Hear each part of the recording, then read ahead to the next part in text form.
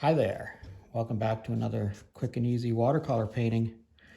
I'm Rod Bergeron, and thanks for joining me today. We're going to do something a little bit spring-like.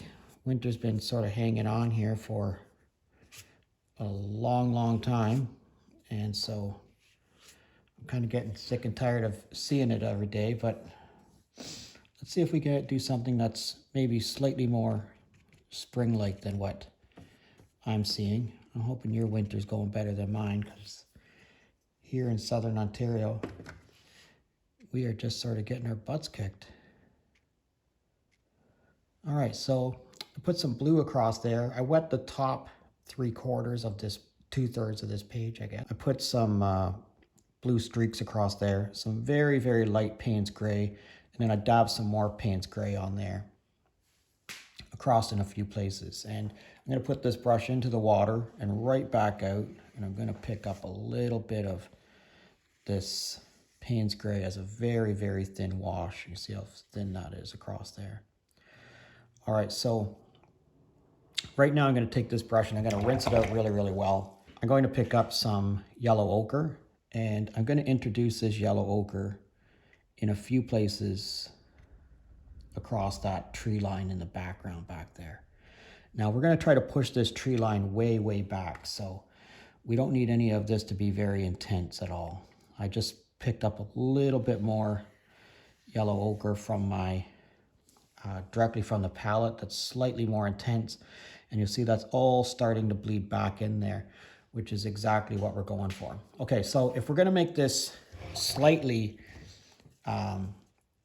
spring-like, what we really need to have is a little bit of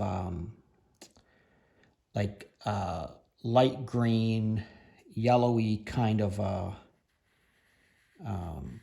field going on here. And what I'm trying to do is I'm trying to leave a space here between that tree line and this closer tree line. Okay, so I'm just going to do that across there. Now, I'm not going to rinse this brush out, but I'm going to put it into this green that I have here, which is sap green. And I'm just going to let that all bleed together and see what happens to it. Okay, so we're not going to do too much more than that to it. We're going to take this brush and put it right into our sienna in a couple of places, just like that.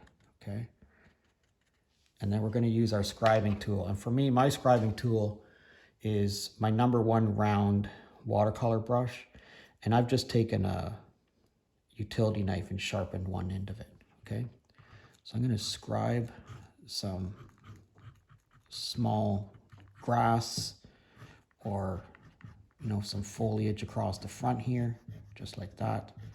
I'm not going to do too much more than that to it. And I'm going to go back to right into the sienna again and just drop a little bit more sienna in a few places like that. And again, let that sort of run.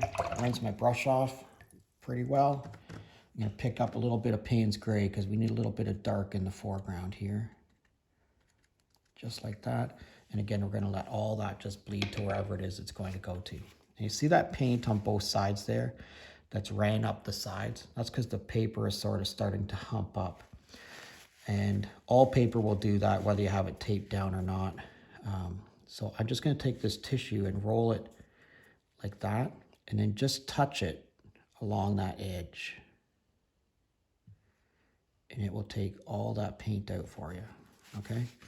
And I'm going to dry this across here. I'm going to do the same thing over here. I'm going to dry this. Okay, just like that. And again, I'm going to take this tissue and I'm just going to use it to pick up some of this paint that's sort of escaping from where it is that I want it to be. Just like that.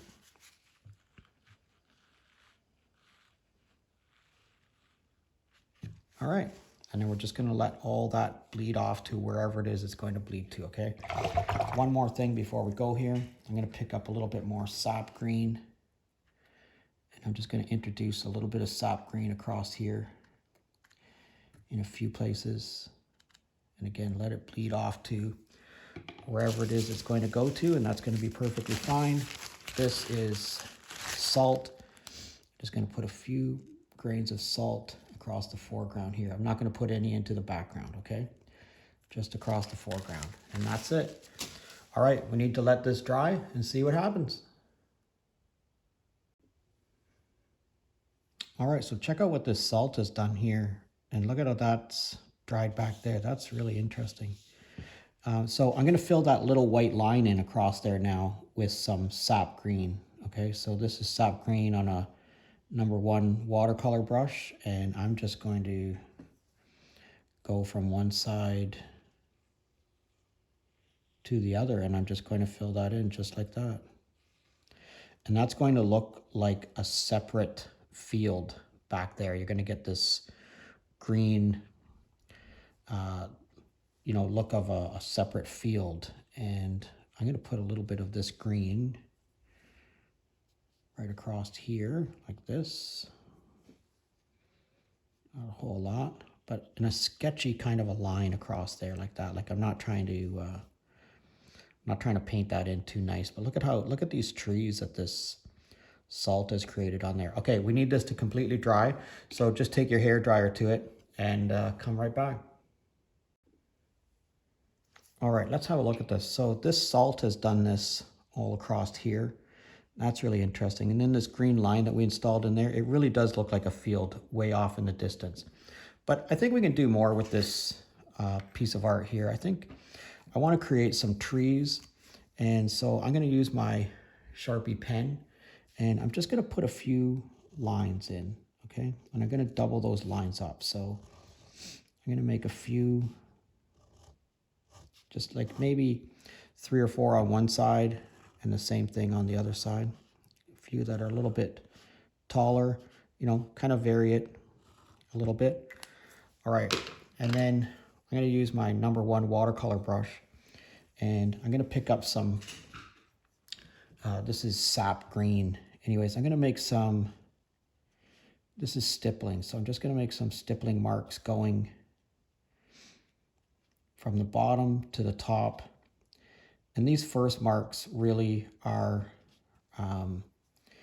just sort of background. You're not really going to see these, or they're not going to become the main part of what it is that we're doing here, okay? So you want to just pick up a little bit of sap green and understand that you're just trying to create sort of the backbone of the tree. All right, I'm going to keep going here, and I'm just going to speed this footage up a little bit.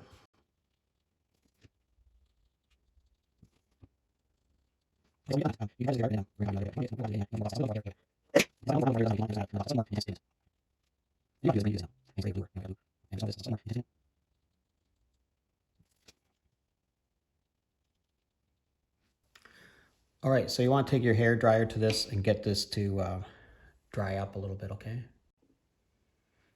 All right, so I've mixed a slightly more intense green here. This is a forest green. All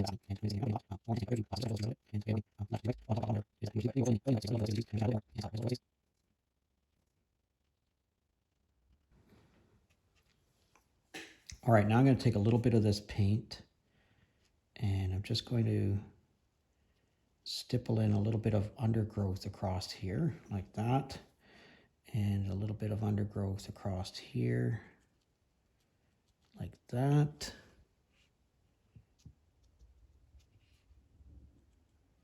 It's not too bad. And I might even take a little bit of this and stipple in a little bit of undergrowth in a few places here. Just add some color variation to that stuff that's in the front there. That's not too bad. All right, that's pretty interesting. I'm going to get a little bit of yellow ochre. Just put a little bit of yellow ochre across this here, and the same here. Just add a little bit of variation to it, okay? All right. Let's put our mat on here and see what we get. All right, put our mat on there. All right, that's pretty interesting, right? Now you could keep building up the layers on your trees if you like. You can shift this slightly left or slightly right. I'd love to know what you think of it. Let me know in the comment section. And I'd really like to hear from you. If you could drop me a comment and let me know where you're from, I'd appreciate it. But also, if you could drop me an email. Here's my email address. Send me a picture of whatever it is that you're working on. I'd love to see it. Thanks a lot for watching today. And as always, if you're currently a subscriber, thanks a lot. And if you're not currently a subscriber, please consider subscribing to my channel. Thanks a lot for watching today, and we'll see you again real soon.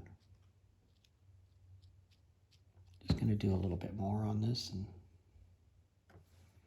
see what happens. You never know.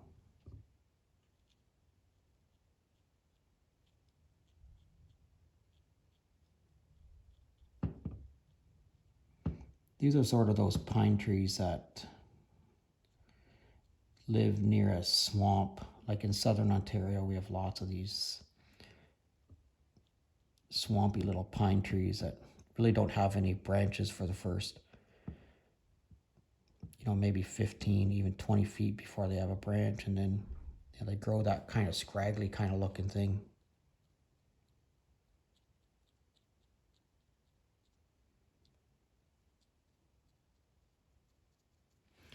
All right, thanks for watching. We'll see you again next time.